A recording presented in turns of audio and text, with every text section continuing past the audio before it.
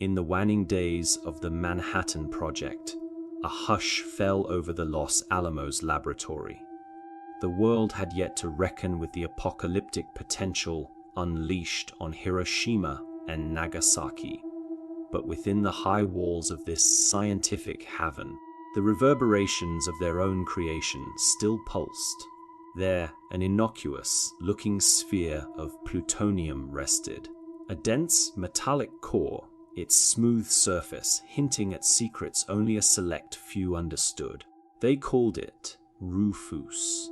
But as history would later know it, this core would earn another, far more sinister name, the Demon Core.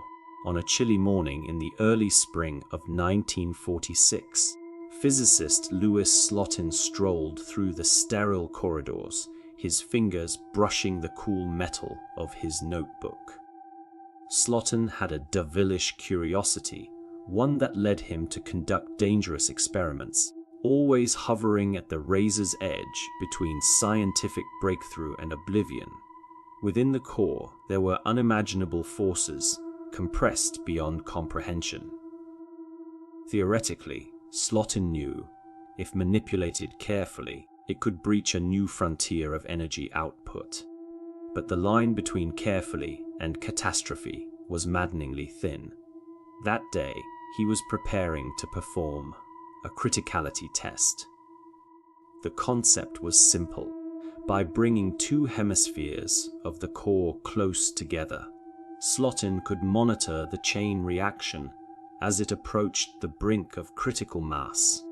The core emitted a haunting blue glow at that point, a sign that it was close to an uncontrollable release of energy.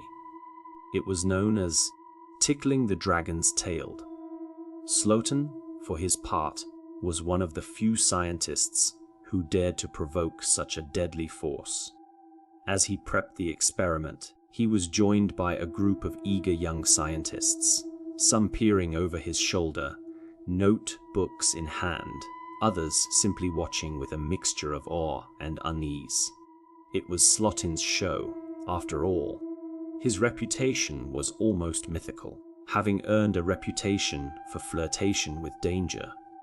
As they gathered, the Demon Core sat between them like an idol, radiating an unsettling, invisible energy that settled deep into their bones. Slotin began his process with careful steps, his hands deftly maneuvering two beryllium shells over the core, bringing them closer, coaxing it ever closer to that shimmering, deadly threshold. The room was silent, and only the sound of his own breath filled his ears. Slotin's heart raced as he worked, the strange allure of the power within almost overpowering. And then, without warning, it happened.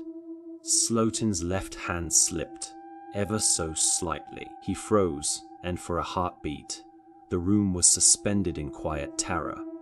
One of the scientists gasped, but the rest remained silent, eyes fixed on the core. Slotin, desperate to regain control, reached out, shoving a nearby screwdriver between the halves of the core. He hoped to break the chain reaction, but it was already too late. The deadly blue glow flashed, flooding the room with an otherworldly light as radiation poured out of the core, invisible but searingly potent. The scientists recoiled, shielding their eyes as the intensity waned. A heavy silence returned as they realized what had just happened. Slotin staggered backward, his face pale, his breathing shallow. The room felt different now, thicker somehow. His colleagues watched him with growing dread. Within moments, the toll of exposure was apparent. Slotin's hands trembled, beads of sweat trickled down his face, and nausea twisted through him. He collapsed into a chair, the realization sinking in. He had crossed the line, a line that could never be uncrossed. The young scientists around him felt a rising wave of panic. They knew the danger of radiation, knew that the exposure could wreak unspeakable havoc on their bodies in the hours, days, and years to come. And yet, they were trapped in the very same room, inhaling the same air, standing in the same lethal vicinity as their fallen colleague. Slotin's voice, weak and filled with pain, broke the silence. "When must document everything." His words trailed off, but the chilling gravity of the situation hung over them. This was the moment that would define them. They had witnessed firsthand the horrifying power of the core, the unseen force that had lain dormant, waiting. Some felt the cold fingers of regret at having ever come this close to the core, others a twisted fascination.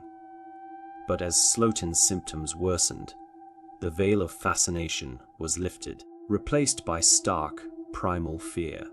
The following hours unfolded in a grim sequence. Slotin's health deteriorated rapidly. The effects of the radiation were horrifyingly fast. His skin became translucent, almost ghostly, as though the core had left a mark upon his very soul.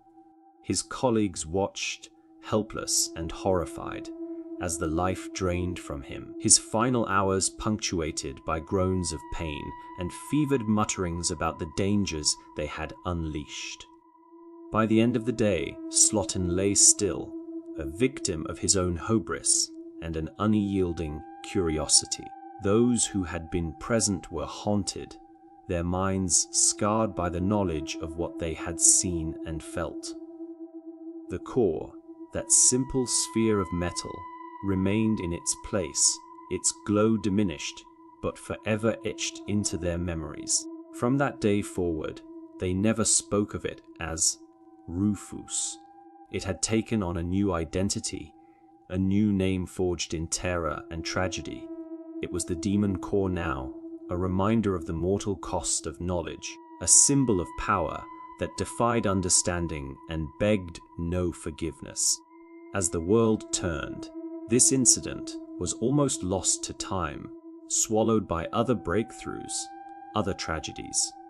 But for those who were there, for those who had breathed the same air in that fateful room, the memory of that blue glow, that haunting moment, would stay with them forever. They knew then what the world would learn too late. Some forces were never meant to be tested.